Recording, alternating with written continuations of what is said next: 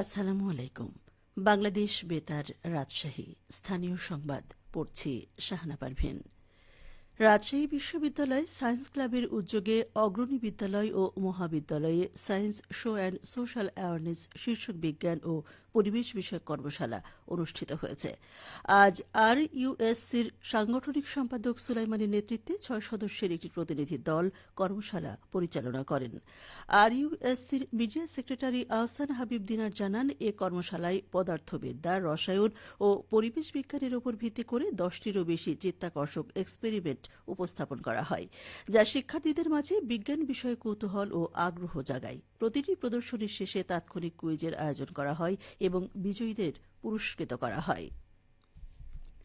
নগরীতে বিশেষ অভিযানে এবং রাজশাহী মেট্রোপলিটন পুলিশ থানা ও ডিবি পুলিশের অভিযানে মোট ৫ জনকে গ্রেফতার করা হয়েছে। গত ২৪ ঘণ্টায় মহানগরীর বিভিন্ন স্থানে বিশেষ অভিযান চালিয়ে বৈষম্য বিরোধী ছাত্র আন্দোলনে হামলা, বিস্ফোরণ ঘটানো, সন্ত্রাসী কর্মকাণ্ড ও অন্যান্য অপরাধের অভিযোগে ১ জনকে গ্রেফতার করা হয়েছে।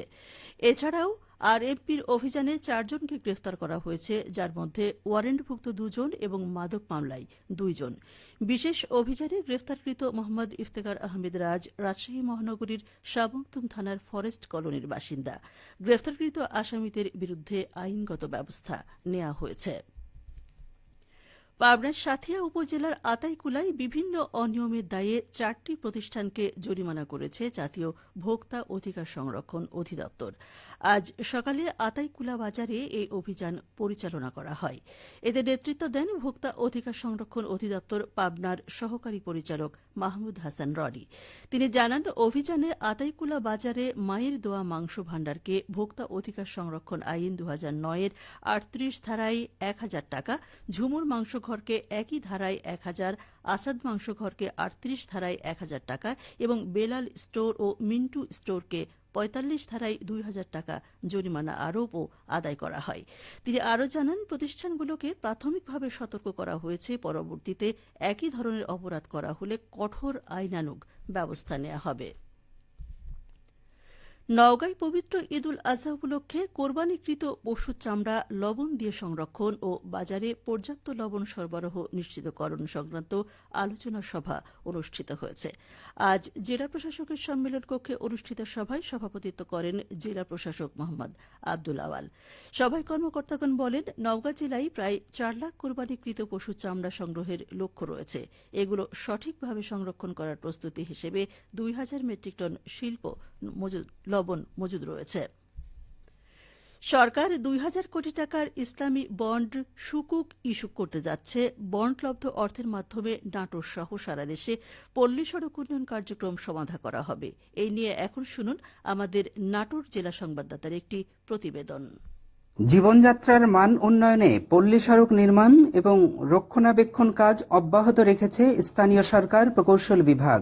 এই কার্যক্রমকে আরও গতিশীল করতে অর্থায়ন সুবিধা সৃষ্টির লক্ষ্যে সরকার ২,০০০ কোটি টাকার ইসলামী বন্ড ইস্যু করতে যাচ্ছে। এই প্রসঙ্গে স্থানীয় সরকার প্রকৌশল অধিদপ্তর নাটোর জেলা কার্যালয়ের নির্বাহী প্রকৌশলী মোহাম্মদ ইকবাল হোসেন জানান, এলজিডি নাটোর ২০২৪-২৫ অর্থ বছরে এখন পর্যন্ত বিভিন্ন প্রকল্পের মাধ্যমে ১২০ কোটি টাকা ব্যয় করে জেলার গ্রামীণ সড়ক, সেতু, হাট, বাজার, মসজিদ, মন্দির, স্কুল উন্নয়ন করেছে। বাংলাদেশ সরকার সুকুক বন্ডের মাধ্যমে বিভিন্ন প্রকল্প গ্রহণ করে চলছে। সুকুক ইস্যুর মাধ্যমে অর্থায়নকৃত অবকাঠামো নির্মাণের সুফল সম্পর্কে নির্বাহী প্রকৌশলী বললেন, এই প্রকল্পে উপজেলা ও ইউনিয়ন সড়কের উন্নয়ন হলে গ্রামীণ সড়কের যোগাযোগ ব্যবস্থা ও প্রকল্প এলাকার আর্থসামাজিক অবস্থার উন্নয়ন ঘটবে। এলাকার কৃষি উৎপাদন বৃদ্ধি ও কৃষি ও অকৃষি পণ্য পরিবহন ব্যবস্থা সহজীকরণ ও ব্যয় হ্রাস এবং স্বল্প ও দীর্ঘ মেয়াদে কর্মসংস্থানের সুযোগ সৃষ্টি হবে। পল্লী অবকাঠামো উন্নয়নের মাধ্যমে কর্মসংস্থানের সুযোগ সৃষ্টি হয়, কৃষি শস্যের বিপণন, শিক্ষা ও স্বাস্থ্যসেবার প্রবেশগম্যতা বৃদ্ধি, দারিদ্র্য বিমোচন তথা মানব সম্পদ উন্নয়ন হয়। এসব সুফল প্রাপ্তিকে গতিশীল এবং টেকসই করতে সুকুক অর্থায়নের মাধ্যমে আরও নতুন নতুন প্রকল্প বাস্তবায়ন হবে নাটোরে। প্রত্যাশা সকলের। ফরাজি আহমদ রফিক বাবন, নাটোর জেলা সংবাদদাতা, বাংলাদেশ বেতার, রাজশাহী। নওগাঁয় জেলা কৃষি পুনর্বাসন বাস্তবায়ন কমিটির নিয়মিত সভা অনুষ্ঠিত হয়েছে। আজ জেলা প্রশাসকের সম্মেলন কক্ষে অনুষ্ঠিত সভায় সভাপতিত্ব করেন জেলা প্রশাসক মোহাম্মদ আব্দুল আওয়াল। সভায় জানানো হয়, আসন্ন রোপা আমন চাষাবাদে সরকারি প্রণোদনার আওতায় নওগাঁ জেলায় ৩০,০০০ প্রান্তিক চাষিকে ৫ কেজি করে বীজ, ১০ কেজি ডিএপি ও ১০ কেজি এমওপি সার বিতরণের সিদ্ধান্ত হয়েছে। বরাদ্দকৃত প্রণোদনা সুষ্ঠুভাবে বিতরণের লক্ষ্যে মাঠ পর্যায়ের সকল কর্মকর্তাদের প্রতি বিশেষ দিক নির্দেশনা প্রদান করা হয়। অনুষ্ঠিত সভায় অতিরিক্ত জেলা প্রশাসক এইচ ইরফান উদ্দিন আহমেদ, জেলা কৃষি সম্প্রসারণ অধিদপ্তরের উপপরিচালক কৃষিবিদ আবুল কালাম আজাদ, কৃষক প্রতিনিধি ও অন্যান্যরা উপস্থিত ছিলেন। সবশেষে আবহাওয়া। আজ রাজশাহীতে সর্বোচ্চ তাপমাত্রা ছিল ৩৫ ডিগ্রি এবং সর্বনিম্ন ২৪.৩ ডিগ্রি সেলসিয়াস। বিকেল ৩টায় বাতাসে আপেক্ষিক আর্দ্রতার পরিমাণ ছিল ৬৭%।